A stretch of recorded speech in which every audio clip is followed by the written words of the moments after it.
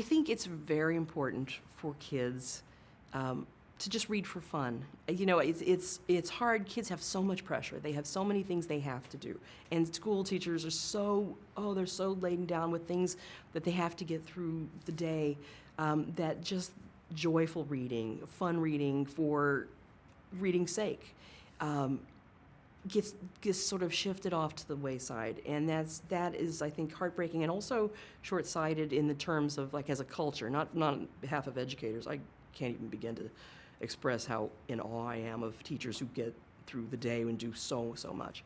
But I think any time a kid can find a book, whatever it is, and if that's a graphic novel, if that's a comic book, if it's a super young book where parents think that the kid should be reading at an older level, whatever book a kid finds that they want to come back to, that they want to sit up at night under the blankets and read, it doesn't really matter what it is.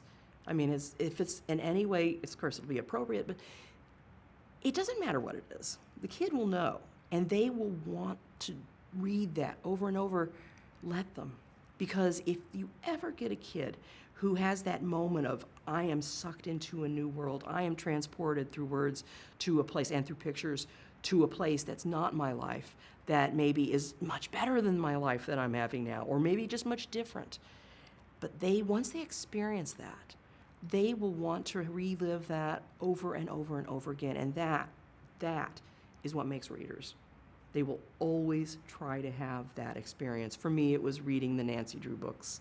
And after Nancy Drew, I wanted more of that, so I read Sherlock Holmes. I read Agatha Christie, Daphne du Maurier, and all of these books, and that's what made it. But I have very specific memories of sitting in our camper in the yard, reading Nancy Drew under the sleeping bags, and hiding, because I wanted to get through my book, and being pulled into that book. So letting kids find whatever that book is, and don't judge them about, oh, that's too young for you. There's been this terrible push, I think, and it's an offshoot of, I think, the Harry Potter success, and I'm a big Harry Potter fan, but this idea that kids should immediately jump to novels and leave picture books is very, I think, wrong-headed, because there are proven and studied pathways in your brain that develop through the connection of words and pictures. And that is incredibly important for our cognitive development.